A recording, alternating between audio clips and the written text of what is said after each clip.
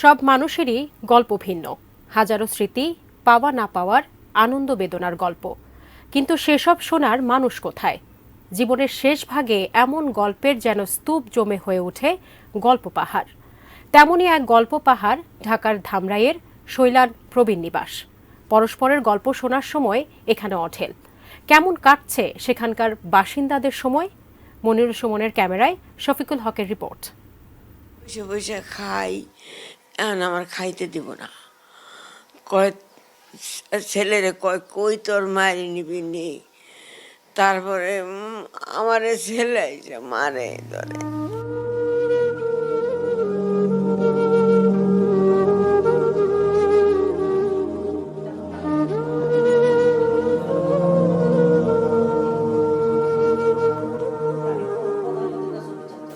ছেলের বউ চাকরি পাবার পরেই জটিলতার শুরু।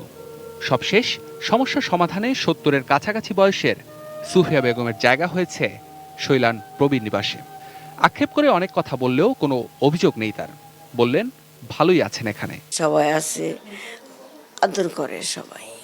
প্রবীণ নিবাসের সম্প্রসারণের কাজ চলছে, সেটি তদারকি করতে দেখা গেল এ নিবাসীরই বাসিন্দা আলিয়া নওয়ারকে। ছেলের সংসারে স্বাধীনতা না পেয়ে আগে একটি প্রবীণ নিবাস ঘুরে এখন থিতু হয়েছেন শৈলান গ্রামের এই নিবাসে। ঠিকাদারি কাজ করতেন, তাই বসে না থেকে সে অভিজ্ঞতাকে কাজে লাগাচ্ছেন। এখন এই যে বিল্ডিং এর কাজ হচ্ছে, এই কাজটা মেনলি কিন্তু আমার তদারকিতেই চলছে। এমন অনেক প্রবীণের কথা চিন্তা করেই ১.৫ বছর আগে মনোয়ারা ইসলাম তাজুল ইসলাম ট্রাস্টের অধীন বিভিন্ন ব্যক্তি ও প্রতিষ্ঠানের সহায়তায় যাত্রা শুরু করেছিল নিবাসটি। ছায়াঢাকা সবুজ গ্রাম শৈলানে খালের পাশে ৪তলা সিমসাম ভবন, ২০টি কক্ষে ৪ জন করে মোট ৮০ জন থাকার ব্যবস্থা।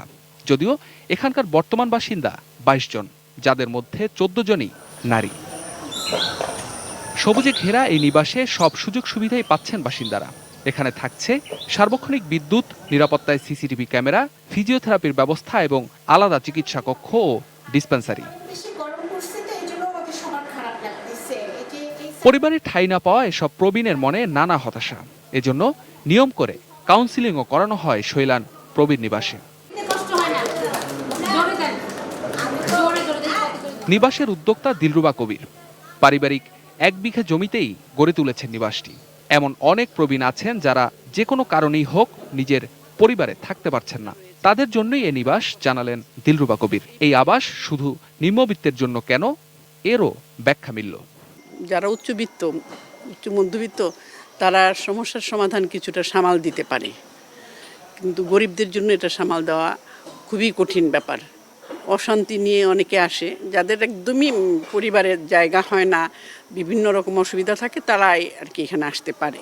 প্রবীণরা পরিবারে থাকবেন, এটাই অবশ্যই কাম্য। তবে পরিবার ছেড়ে কিংবা দূরে থেকে আরেকটি পরিবারের সাথে জীবনযাপনে ব্যতিক্রমী এক ঠিকানা হতে পারে শৈলান প্রবীণ নিবাস। শফিকুল হক, এটিএন নিউজ, ধামরাই, ঢাকা।